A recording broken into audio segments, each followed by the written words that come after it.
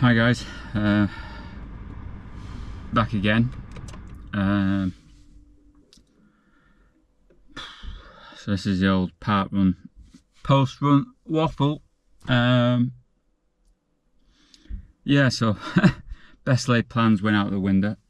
If you've already seen the POV, then yeah, no, couldn't do what I had planned. I got to about a K, just over that first section, and then I felt the IT band just tighten up a bit, and it was like, oh, for God's sake. And no matter how much work you do, it's a constant battle with me, because I've got a discrepancy between both legs. I've got one leg which is slightly longer than the other, and so the shorter one suffers, and it just tightens up every so often. And so for 2 miles of that, I was touch and go whether it was gonna. I was at one point, I think, do I want to stop and just stretch things out a little bit? Not that you can really stretch an IT band so much, because it's just a band of like fibrous like tissue, isn't it?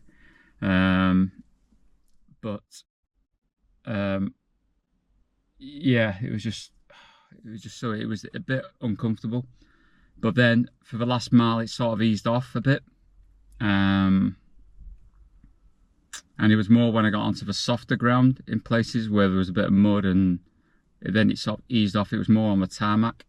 It was a bit tight, but it's one of those things. It's like I say, it's a constant battle. So again, just carry on with it, with the glute work for that, because that's where the IT band stems from. It's all glute medius, and wherever you get that sorted, then it's fine. But the Achilles was absolutely fine. The calves were fine. So that worked, because I've been more focusing on that rather than probably glutes. So I'll just crack on and do some work for the next few days with that, and hopefully I'll get better. Time wise, I've no idea.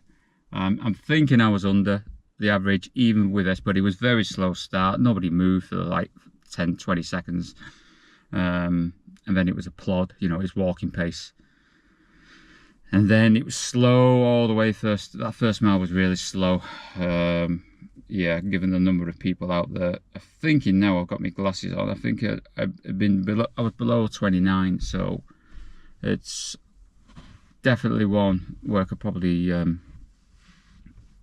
knock off a load of time if it was absolutely perfect with no issues, no IT band issue, no calf issue. You really didn't need the base layer. It was warm. Weather reports, you just can't trust them. Say it's like going to be like 10 degrees or something. It's just, yeah, it's nowhere near. A lot warmer. So yeah, so slow really overall. Could be a lot quicker. A lot of time to gain from that. Probably could get down to, in perfect condition, you probably get down to 25, I would imagine. But yeah, the undulation in the first part of that, yeah, it's quite a bit, and you should see it on camera. It's if I've got I've not looked back at the footage yet. I'm hoping it's okay.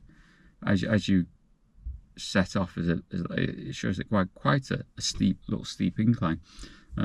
Nothing like Whitton or Haywoodland or anything like that, but it's just like looks sharp, and then it goes down, it goes up, and it's down.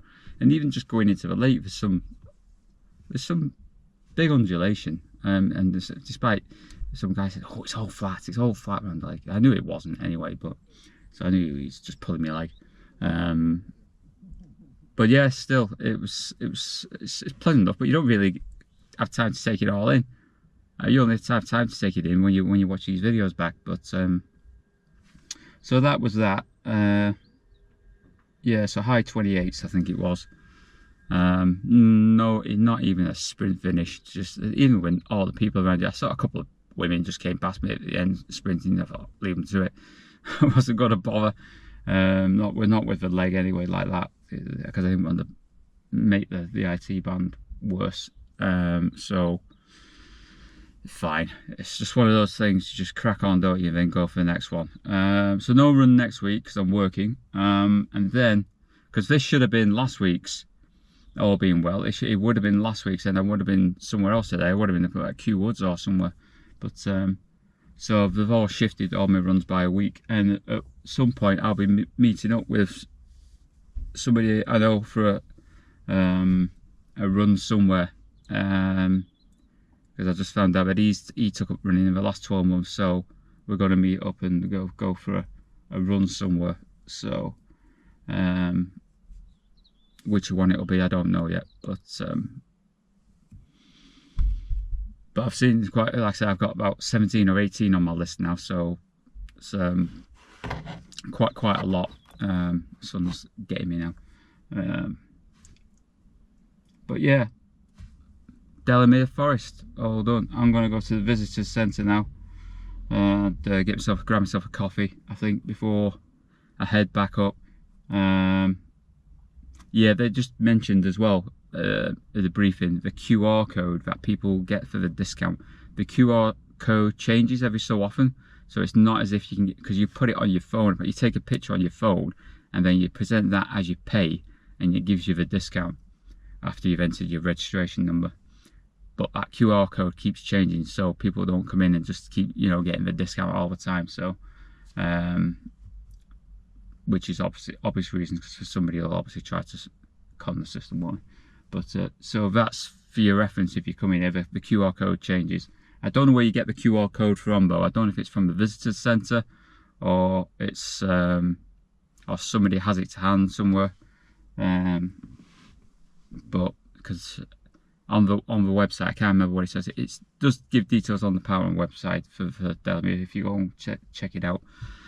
But yeah, so that was Delamere, like a busier one than what I'm normally used to. I tend to like the smaller venues now. So next one I'll go to will probably be about 100 runners in it.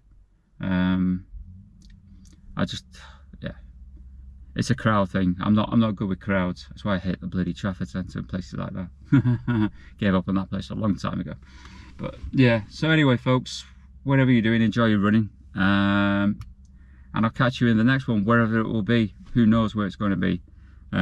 It could be Kew Woods, it might be it might be in North Wales somewhere, it could be anywhere, who knows. I'll catch you next time. Enjoy your running. See you again.